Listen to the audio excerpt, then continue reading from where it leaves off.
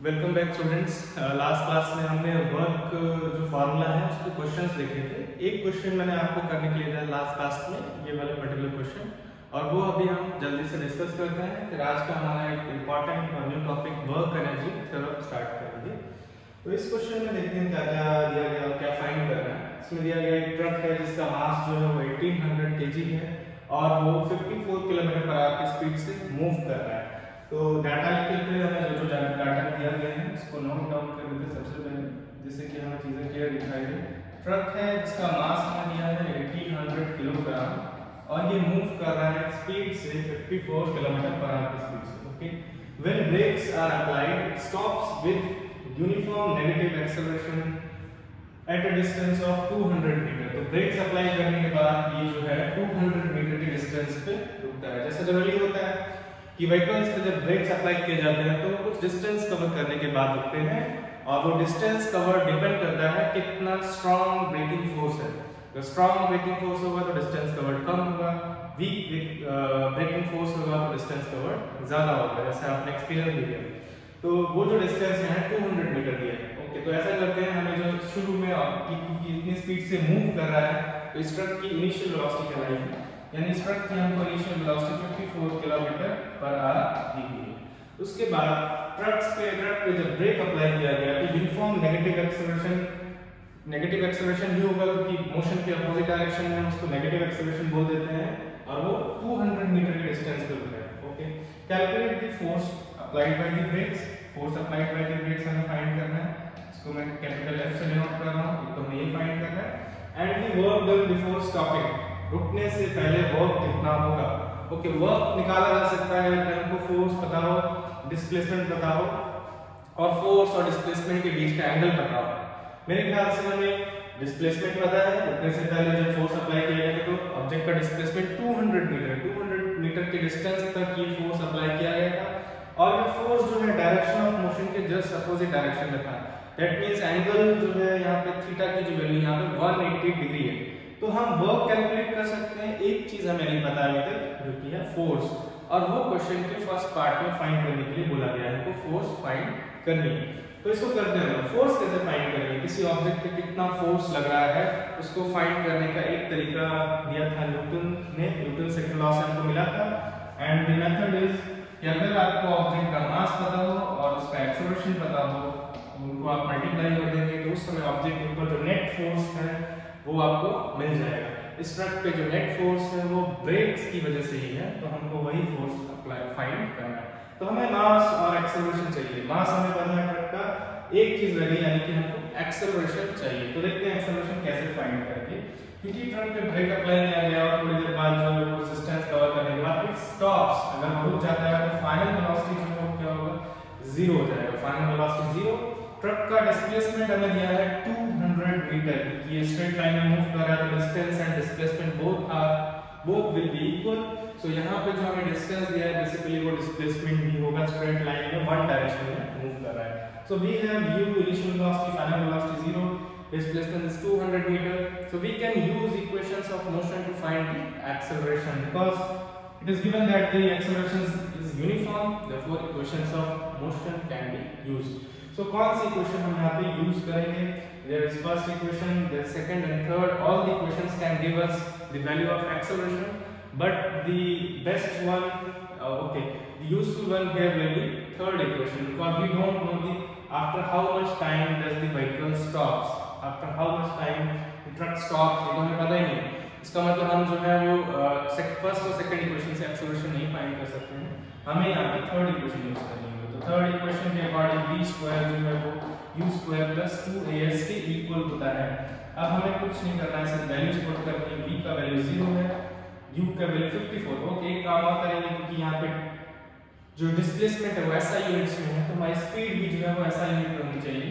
और मेरे ख्याल से आप लोगों को पता होगा कि अगर किलोमीटर पर आवर स्पीड दी है और उसको आपको मीटर पर सेकंड में कन्वर्ट करना है तो आप 5/18 से मल्टीप्लाई कर सकते हैं शॉर्टकट तरीके से, अदरवाइज आपको सिंपल तरीका भी पता होना चाहिए।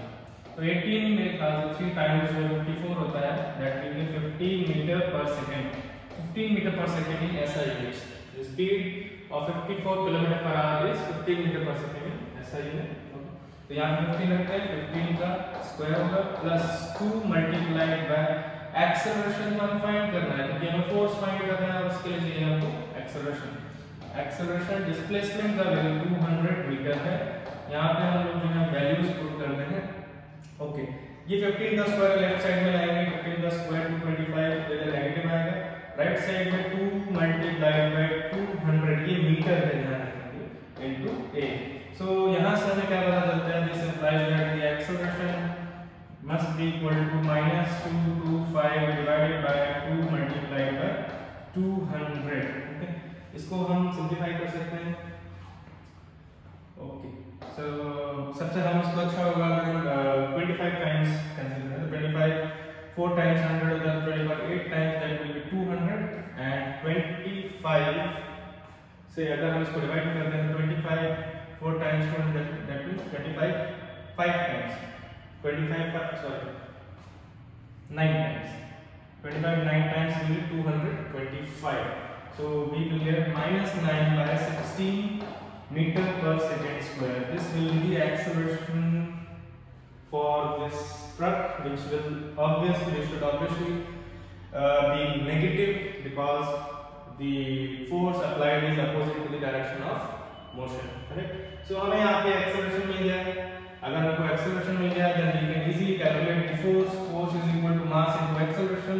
mass is 1800 kilogram। this will be multiplied by 9 by 16 and अगर हम इसे सॉल्व करते हैं तो 4 let's start with 2, यहाँ आएगा 900 then 4 that will give 450 then 2 that will give 225। so 225 multiplied by 9 by 2 ये हमारा आंसर होगा। इसको अगर हम सॉल्व करते हैं 9 5 45 carry 4 9 2 80 plus 4 22 carry 2 9 2 80 2 okay 9 2 80 9 5 45 carry 9 2 80 18 27 2 carry 9 2 80 और 225 by 2। इसको हम चेक कर लेते हैं। यहाँ तक हमने सब कुछ सही किया है, कैलकुलेशंस में कोई मिस्टेक तो नहीं है। 2 8 2 900 245 2 2 2 225 ओके 9 5 45 कैरी 4 9 2 80 22 ओके 20 आएगा 2025 101 2.5 न्यूटन ये हमारा फोर्स का वैल्यू होगा। 101 2.5 न्यूटन ये हमारा फोर्स का वैल्यू होगा। अगर हम एक्सेलरेशन यहाँ पे माइनस में पुट कर दे तो हमको फोर्स का वैल्यू माइनस में मिलता है, बट यहाँ पे माइनस सिर्फ वही रिप्रेजेंट कर रहा है कि फोर्स जो है डायरेक्शन ऑफ मोशन के अपोजिट होगा। तो यहाँ पे नेसेसरी नहीं है, हमने फोर्स का वैल्यू फाइंड किया, फोर्स कितना लगा है, ठीक है। नेक्स्ट जो है गया है वो है वर्क। सो आपको काफी आसान हो गई चीज। अगर हमें वर्क कैलकुलेट करना है तो work is equal to force into displacement into cos theta. Okay, force का जो वैल्यू है वो हमारे पास आ जाता है मैग्नीट्यूड रखा जाता है 1012.5 multiplied by displacement is 200 multiplied by cos theta. ध्यान रखना ट्रक जो है राइट की तरफ जा रहा है, सपोज तो ब्रेक अपोजिट डायरेक्शन में होंगे। So displacement and the force are in opposite direction, that is theta is 180 degree. So there will be a negative sign due to this cos 180 in our final answer। okay, cos 180 is -1 and अगर हम इसको multiply करते हैं तो अभी हमने देखा था डिवाइड करने पे 2025 था, तो 2025 और साथ में 20 और आएंगे joule. this will be the final answer। this is the amount of work done by the brake applied force using brakes, braking force, work done by the braking force and it must be negative। ध्यान रखिए negative आना चाहिए, because यहाँ पे जो truck है इसकी kinetic energy decrease करेगी, यहाँ पे नेगेटिव वर्क हो रहा है, तो वहाँ नेगेटिव लगाना जरूरी है। यहाँ आप नेगेटिव स्किप नहीं कर सकते हैं, बिकॉज यहाँ नेगेटिव कुछ इंपॉर्टेंट चीजें हमें बताया। So this is how we solve this question. Sometimes students को कंफ्यूजन होता है कि यहाँ पे हमें फोर्स जो है वो नेगेटिव क्यों नहीं रखा है। एक्चुअल में अगर आप फोर्स नेगेटिव रख रहे हैं तो इसका मतलब पहले से ही लेके चल रहे हैं कि फोर्स अपोजिट डायरेक्शन में। यहाँ पे अगर आप ये फॉर्मूला यूज करते हैं तो इसमें जो नेगेटिव आता है अपोजिट डायरेक्शन की वजह से वो cos थीटा ब्रिंग करके लाता है, लेके आता है। तो इसलिए फोर्स और डिस्प्लेसमेंट का जो वैल्यूज है सिर्फ मैग्नीट्यूड्स रखना है अगर आप ये फॉर्मूला यूज करते हैं।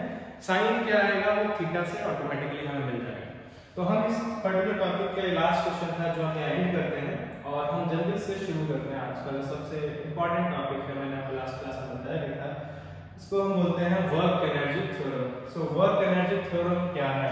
वर्क एनर्जी थ्योरम काफी इंपॉर्टेंट है और काफी यूजफुल है। आज की क्लास में हम लोग देखेंगे जो हम यहाँ देखने वाले वर्क एनर्जी थ्योरम, और इसको आगे चल के हम लोग इसको हम नेक्स्ट प्रूव भी करने वाले हैं और उसके बाद देखते हैं, मेरे ख्याल से हम नेक्स्ट क्लास में इसको क्वेश्चंस करेंगे, काफी सारे क्वेश्चंस करेंगे और वर्क एनर्जी थ्योरम की हेल्प से हम जो है वर्क एक और सिंपल तरीके से भी कैलकुलेट कर सकते हैं, total work done on object. So what is the work energy theorem? The work done bye all the forces. Okay, मैं इसको सिंपल कर सकता हूं आप लोगों के लिए, ऐसा करते हैं, इसको work done by the all forces लिखने से अच्छा है work done by the net force. All में हटा रहा है यहाँ पे, work done by the net force. Net force acting on an object is equal to its change in its kinetic energy. ये बेटर होगा, इजी होगा समझना। एक ऑब्जेक्ट है, इस पे नेट फोर्स कितना लग रहा है? आप नेट फोर्स जानते हैं। नेट फोर्स का मतलब कि सपोज एक ऑब्जेक्ट पे दो फोर्स हो सकते हैं, एक राइट की तरफ लग रहा है, एक लेफ्ट की तरफ लग रहा है। राइट वाला अगर ज्यादा है, लेफ्ट वाला कम है, दोनों सब्ट्रैक्ट होके हमको एक नेट फोर्स मिलता है। सपोज ऑब्जेक्ट पे राइट की तरफ 10 न्यूटन फोर्स लग रहा है, लेफ्ट की तरफ 5 न्यूटन, तो नेट फोर्स 5 न्यूटन लग रहा है। इसको हम लोग नेट फोर्स बोल रहे हैं। तो नेट फोर्स जो है नेट फोर्स जो ऑब्जेक्ट पे एक्ट कर रहा है उसकी वजह से जो वर्क होगा, work done by the net force is always equal to the change in its kinetic energy. Object की जो काइनेटिक एनर्जी में जितना चेंज आया है वो नेट वर्क के बराबर होगा। ये वर्क एनर्जी थ्योरम है। या अगर हम इसको ऐसे लिखना चाहें तो net work is equal to change in kinetic energy. So change का मतलब हमें फाइनल काइनेटिक एनर्जी में से KEF लिख रहा हूं मैं, माइनस करना है इनिशियल काइनेटिक एनर्जी। ठीक है, final kinetic energy minus initial kinetic energy, this will B change in kinetic energy. So mathematically similar statement जो मैथमेटिकली इस तरीके से लिखा जाएगा। ठीक है, इस तरीके से लिखा जाएगा। अब उससे पहले शॉर्ट में मैंने शायद आपको पहले काइनेटिक एनर्जी के बारे में मुझे याद नहीं आया, तो एक बार बता देता हूं। काइनेटिक एनर्जी क्या है? Kinetic energy is the energy associated with the motion of an object. Okay? सबसे पहले मैंने ये बताया था आपको कि ऑब्जेक्ट्स को मोशन में रहने के लिए भी एनर्जी चाहिए। तो energy associated with the objects due to their motion, या energy associated with objects in motion, the objects in motion is called kinetic energy, is called kinetic energy, kinetic energy। ठीक है, इसको हम लोग बोलते हैं kinetic energy। ओके, सो kinetic energy क्या है? ऑब्जेक्ट्स अगर मूव कर रहे हैं तो मूव कर रहे हैं, इसका मतलब दे कैरी एनर्जी, उनके पास एनर्जी है। अगर किसी ऑब्जेक्ट के पास kinetic एनर्जी नहीं है, इसका मतलब वो मूव नहीं कर रहा होगा, वो रेस्ट पे होगा। और अगर ऑब्जेक्ट फास्ट मूव कर रहा है, इसका मतलब उसके पास ज्यादा काइनेटिक एनर्जी है in comparison to an object which is moving slower. ठीक है, तो काइनेटिक एनर्जी बेसिकली क्या है? एनर्जी के हमने देखे थे स्टार्टिंग में डिस्कस किया था, डिफरेंट फॉर्म्स हो सकते हैं। उनमें से एक फॉर्म है काइनेटिक एनर्जी जो कि ऑब्जेक्ट के मोशन से एसोसिएटेड होता है। अगर ऑब्जेक्ट मोशन में होगा तो उसके पास काइनेटिक एनर्जी है, अगर रेस्ट में है तो नहीं, और फास्ट मूव कर रहा है तो काइनेटिक एनर्जी ज्यादा है, और स्लो मूव कर रहा है तो काइनेटिक एनर्जी क्या है? कम है। लेकिन कितनी काइनेटिक एनर्जी है? How do we calculate the amount kinetic energy in the object? So kinetic energy calculate करने के लिए हमारे पास बहुत सिंपल फार्मूला है कि अगर आपको मैं काइनेटिक एनर्जी को Ke लिख रहा हूं, ध्यान रखें काइनेटिक एनर्जी आप बहुत इजीली कैलकुलेट कर सकते हैं इस पर्टिकुलर सिंपल रिलेशन से, half mv²। Okay, half mv² where m is the mass, what is m is the mass of the object, mass of the object, and v, it is the speed of the object, v is the speed of the object। so m is the mass of the object, v is the speed of the object। अगर आपको किसी object की speed पता है, कितनी speed से वो move कर रहा है, उसका मास पता है, आप दोनों वैल्यूज अगर यहाँ पे पुट करते हैं यू विल गेट, और मल्टीप्लाई करते हैं हाफ से, you will get kinetic energy of the object, and its unit will also be joule। all the form of energy, सभी form of energy कैसा है? जूल ही होगा, ध्यान रखेंगे। तो इसका आंसर भी आप जूल में ही लिखेंगे। ओके, सो काइनेटिक एनर्जी क्या है? It is energy associated with motion of the object. So जब हम किसी ऑब्जेक्ट पे फोर्स अप्लाई करते हैं तो एक्चुअल में उसकी स्पीड बढ़ती है। आपने नोटिस किया है अगर कोई ऑब्जेक्ट रेस्ट में है उसकी स्पीड जो है वो वैसे ही बढ़ेगी। उल्टा भी हो सकता है, अगर फोर्स जो है डायरेक्शन ऑफ मोशन के अपोजिट है तो स्पीड डिक्रीज करेगी। मतलब अगर स्पीड चेंज हो रही है ऑब्जेक्ट की, that means kinetic energy change होगी। So this work energy theorem क्या कहती है? वर्क एनर्जी थ्योरम कहती है कि the work done by the net force acting on the object, जो वर्क डन होगा चेंजिंग काइनेटिक एनर्जी के बराबर होगा। जितना काइनेटिक एनर्जी में चेंज आया वो हो सकता है इंक्रीज भी की हो या फिर डिक्रीज भी की हो। और इसको हम लोग यहाँ पे प्रूफ करने वाले हैं बहुत सिंपल केस लेके, बहुत सिंपल केस लेके हम इसको प्रूफ करने वाले हैं। और वो सिंपल केस क्या है? सपोज ये एक ऑब्जेक्ट, ये मैंने यहाँ पे ब्लॉक दिखा रखा है, आप इसको कोई भी ऑब्जेक्ट इमेजिन कर सकते हैं जो पहले से मूव कर रहा है। हम जनरल केस ले रहे हैं कि सपोज ये पहले से मूव कर रहा है, पहले से मूव कर रहा है, तो पहले से मूव कर रहा होगा, इसका कुछ इनिशियल वेलोसिटी होगा, इसको मैं स्मॉल u से लिख रहा हूं। Small u is the initial velocity, capital M is the mass of this block. इस ब्लॉक का मास है कैपिटल M। जैसे कि सपोज एक फुटबॉल है जो रोल कर रही थी पहले से, जिसकी कुछ पहले स्पीड रही होगी और आप गए जाके आपने उसको पुश किया फॉर सम डिस्टेंस, इस तरीके से आपने उसको पुश किया, करेक्ट? इस तरह से आप इमेजिन कर सकते हैं सिचुएशन को। जब आपने पुश किया इसका मतलब आपने फोर्स अप्लाई किया है। मान लेते हैं जो आपने फोर्स अप्लाई किया है वो ऑब्जेक्ट का F, and due to this force आपको पता है कि ऑब्जेक्ट जो है वो फास्टर मूव करेगा। फास्टर मूव करते करते काफी दूर भी पहुंच जाएगा। तो हमारा ऑब्जेक्ट जो दूर पहुंच गया वो भी हम बना लेते हैं, वो कुछ यहाँ रीच कर जाएगा। और इस समय जब ये यहाँ पहुंच गया है तो इसका जो डिस्प्लेसमेंट हुआ है वो भी हमें पता है। जब हम ये प्रूफ करने जा रहे हैं तो ये चीजें हमें पता है कि सपोज ये डिस्प्लेस जो किया है s, स्मॉल s से दिखाते हैं हम लोग डिस्प्लेसमेंट इसका स्मॉल s।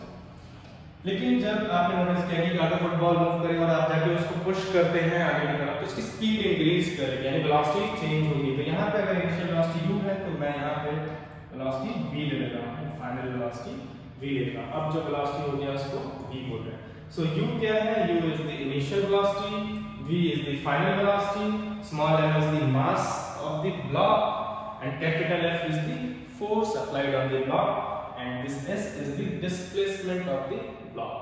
Okay, तो हम प्रूफ करते हैं वर्क डन से। हम कैसे करेंगे? स्टार्ट करते हैं। सबसे पहले हम वर्क डन की बात कर रहे हैं, work done bye net force. इस ऑब्जेक्ट पे एक यही है सिंगल फोर्स, नेट फोर्स, यही फोर्स लग रहा है, तो कोई कंफ्यूजन नहीं है आपसे। तो इस फोर्स की वजह से यहाँ पे वर्क डन कितना होगा, वर्क डन कैलकुलेट करने का बाय कांस्टेंट फोर्स का हम फार्मूला देख चुके हैं, Fs cos थीटा होगा। ठीक है, Fs cos थीटा से हम वर्क कैलकुलेट कर सकते हैं। सो वैल्यूज पुट करना शुरू करते हैं। फोर्स का वैल्यू हमने F फिलहाल मान के रखा है, मान लेते हैं F है, डिस्प्लेसमेंट S माना हुआ है, और क्योंकि फोर्स और डिस्प्लेसमेंट सेम डायरेक्शन में है तो थीटा का वैल्यू 0 होगा, तो यहाँ पे cos 0 डिग्री लिखा जाएगा। और इसका वैल्यू कितना होगा? क्योंकि cos 0 का वैल्यू 1 होता है तो हमारा फोर्स इनटू डिस्प्लेसमेंट जो है वर्क के लिए फॉर्मूला। ठीक है, ये फोर्स और इनटू डिस्प्लेसमेंट वर्क का सिंपल रिलेशन।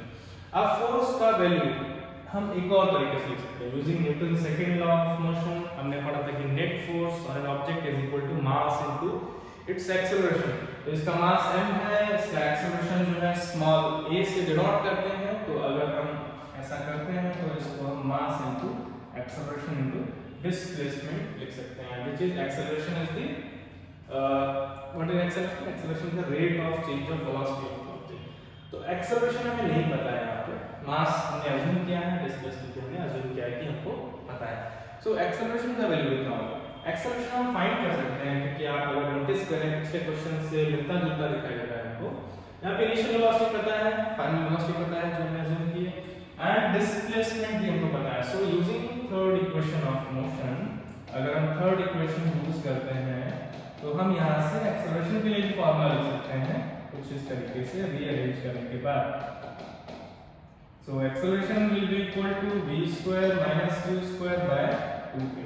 ये हमारा क्या है? Oh sorry, 2s। ठीक है, v square minus u square upon 2s ये हमारा acceleration का वैल्यू होगा। And using this equation or using this value of acceleration in this particular expression हमें next क्या मिलने वाला है वो हम लिखते हैं। तो mass into acceleration एक्सेलरेशन क्या मिलेगी, v square minus u square divided by 2s, ये हमारा एक्सेलरेशन का वैल्यू है। और आगे स्मॉल s लिखा है, दैट इज डिस्प्लेसमेंट, ये यहाँ पे आएगा। और अब हम लोग जो है देखते हैं डिस्प्लेसमेंट की ये दोनों वैल्यूज जो कैंसिल आउट हो जाएंगी, बचेगा क्या, m v square minus u square by 2, ये दोनों सेम डिस्प्लेसमेंट की बात कर रहे थे, तो ये कैंसिल हो सकते हैं। तो ये हमारे पास बचा है। अगर हम इसको रीअरेंज करते हैं तो क्या होगा, m इनटू, हम इसको ओपन कर सकते हैं, तो ओपन करने पे mv square minus mu square by 2 लिख सकते हैं। और अगर हम चाहें तो इसको और सिंपलीफाई करके mv square by 2 minus mu square by 2 लिख सकते हैं, करेक्ट। अगर अभी भी आपको नहीं दिखाई दे रहा है कि ये क्या है, तो हम इसको एक और अच्छे तरीके से लिख सकते हैं, जिससे आपको क्लियर दिखाई देगा कि ये टर्म्स कुछ हमें बता रही है। लेफ्ट साइड में work done by the net force that is equal to, हम इसको ऐसे लिख सकते हैं, half mv square minus half mu square, इस तरीके से लिख सकते हैं।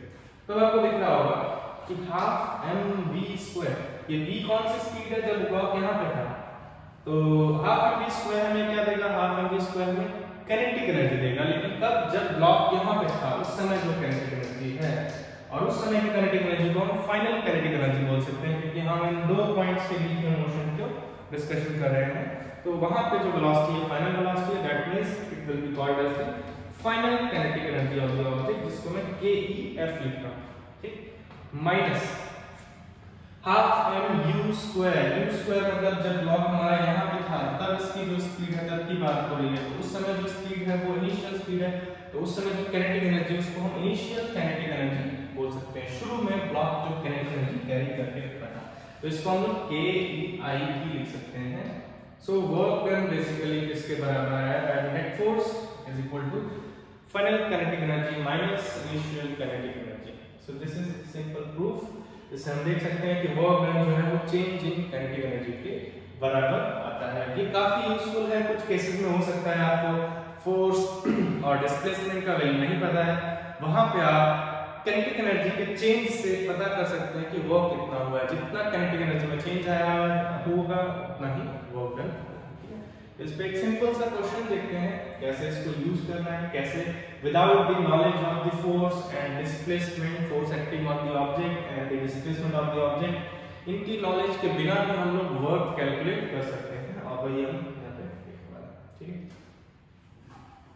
इस पे क्वेश्चन देखने वाले हैं, तो ये सिंपल क्वेश्चन है। क्वेश्चन देखते क्या है, क्वेश्चन है कि what is the work needed to be done to increase the velocity of a car from 18 km/h to 90 km/h if the mass of the car is 2000 kg। Okay, तो एक car है जिसका मास हमें दिया है 2000 kg है, और हमको इसकी स्पीड जो है 18 km/h से 90 km/h बढ़ानी है, तो कितना वर्क करना पड़ेगा। एक्चुअल में अगर हम स्पीड बढ़ा रहे हैं तो आप सोच सकते हैं, आप इस चीज को इमेजिन कर सकते हैं कि हम काइनेटिक एनर्जी बढ़ा रहे हैं, या फिर कार को एनर्जी मिल रहा है, कहीं से एनर्जी ट्रांसफर करना पड़ेगा, कहीं से ट्रांसफर होगा, कोई कर रहा है ट्रांसफर किसी तरीके से, जैसे कि कार का इंजन जो है वो कार को एक तरीके से पुश करता है फॉरवर्ड डायरेक्शन में, और वो इंजन के पास एनर्जी कहां से आ रहा है, वो फ्यूल के पास से आ रहा है, तो वो फ्यूल का एनर्जी बेसिकली कार को प्रोवाइड कर रहा है by the method of work, इस मेथड के थ्रू ऐसा हो रहा है। तो कितना अमाउंट ऑफ वर्क रिक्वायर्ड है ये पूछा है, तो वर्क अगर रिक्वायर्ड पूछा है उसके लिए हमारे पास फार्मूला जो है वो Fs cos थीटा है, जो बेसिक रिलेशन है टू फाइंड द वर्क, लेकिन फिलहाल यहाँ पे हम इसको यूज नहीं कर सकते क्योंकि ना तो हमें ये पता कि इंजन कितना फोर्स अप्लाई कर रहा है, कार पे कितना फोर्स लग रहा है, और ना ही कार का हमको डिस्प्लेसमेंट पता है, और फोर्स और डिस्प्लेसमेंट के बीच का एंगल तो हमें वैसे भी नहीं पता है। तो इसीलिए इस केस में जब भी ऐसी कंडीशंस आती हैं आप वर्क एनर्जी थ्योरम यूज कर सकते हैं, और वर्क एनर्जी थ्योरम से भी वही सेम चीज फाइंड कर सकते हैं कि this will be equal to the final kinetic energy of the vehicle minus initial kinetic energy of this vehicle और car. Okay, so kinetic energy को हम निकाल सकते हैं क्योंकि हमको स्पीड्स और वेलोसिटीज की वैल्यूज पता है। इनिशियल वेलोसिटी जो है वो 18 km/h है, हम अपना आंसर ऐसा यूनिट्स में निकालना चाहते हैं, और आपको वही करना चाहिए, ऐसा यूनिट्स में आंसर निकालना चाहिए, क्योंकि बाकी चीजें ऐसा यूनिट में दी हैं तो सारी क्वांटिटीज को आपको ऐसा यूनिट में रखना है, इसलिए हम इसको कन्वर्ट कर रहे हैं इसमें मीटर पर सेकंड में, और उसको करने के लिए आप कुछ नहीं करना है, सिर्फ 5/18 से मल्टीप्लाई करना है, इससे जल्दी आंसर मिलेगा आपको। और हमारा आंसर होगा 5 मीटर पर सेकंड। सेम तरीके से जो फाइनल वेलोसिटी है स्टार की जो हमको अचीव करनी है वो है 90 किलोमीटर पर आवर। अगर हम इसको मीटर पर सेकंड में कन्वर्ट करते हैं तो 90 मल्टीप्लाइड बाय 5/18 से हम ऐसा कर सकते हैं, and that will give 18 5 times that is 25 meter per second. ये हमने देखा 25 मीटर पर सेकंड। ओके, और हमें मास पता है, मास जो है वो कितना है 2000 किलोग्राम। ठीक है, so change in kinetic energy कैसे निकालेंगे? Initial kinetic energy is equal to half into mass into initial velocity का square. Initial velocity यानी u का square is equal to half into what is the mass? Mass जो है वो 2000 kilogram है, इसको मल्टीप्लाई करते हैं u से, that is 5 का। ओके, ऐसा भी कर सकते थे हम, यहाँ पे पुट करते तो ये इजी हो जाता, बेटर होगा हम यहाँ कैलकुलेट ना करें, हमको ज्यादा कैलकुलेशंस नहीं करनी पड़ेंगी कि हाफ और m तो कॉमन ही आने वाला है। ऐसा करना मैं आपको दिखा दूंगा। इसको हम लिख सकते हैं half m v square minus half m u square, ये वर्क करेंगे बराबर। हाफ m अगर हम निकाल दें कॉमन तो बचेगा v square minus u square. तो हम सिर्फ इसमें पुट करें वैल्यूज तो ज्यादा सिंपल होगा इन कंपैरिजन टू अलग-अलग काइनेटिक एनर्जीज कैलकुलेट करें। तो मैंने ये लिख तो दिया है, बट मेरे ख्याल से बेटर यही होगा कि हम इसमें ही वैल्यूज पुट करें। अगर आपसे इनिशियल काइनेटिक एनर्जी अलग से पूछता है तो आपको ऐसे कैलकुलेट करना होगा। तो मैं उस स्टेप को थोड़ा सा रोकता हूं, या आप इसको ना करें, बेटर होगा इसको डायरेक्टली यहां पुट करें। यहीं पुट करते हैं हाफ इनटू मास का वैल्यू 2000 है, फाइनल वेलोसिटी जो है कार की वो 25 है, उसका स्क्वायर करेंगे माइनस इनिशियल वेलोसिटी का भी स्क्वायर करेंगे दैट इज 5, और फिर इसका कैलकुलेशंस रह गया है, यानी कि 1000 यहां आएगा, तो आप इसको से कैंसिल करेंगे और जो बाकी बचा 25 का स्क्वायर दैट विल बी 625, 5 का square that will B 25। If we subtract these, we get 600. So this is 6 lakh joules of energy will be required. 6 lakh joules of energy required होगा अगर आपको 2000 किलोग्राम की व्हीकल या car की speed जो है वो आपको 5 मीटर पर सेकंड से 25 मीटर पर सेकंड मिली। काफी ज्यादा speed 25 meter per second 90 kilometre पर। एक चीज और है, कभी-कभी बात अच्छा होता है कि जब इतने बड़े-बड़े नंबर्स आते हैं तो हमारा आंसर को किलो जूल्स में बड़ी यूनिट्स में लिख सकते हैं। और किलो जूल्स क्या होता है? 1 किलो जूल का जो वैल्यू होगा वो 1000 जूल होता है। किलो का मतलब ही है हम 1000 टाइम्स की बात कर रहे हैं, 1000 टाइम्स ऑफ जूल। ओके, जैसे किलोग्राम और किलोमीटर्स में भी किलो का मतलब 1000 है, हर जगह किलो का मतलब 1000 होता है।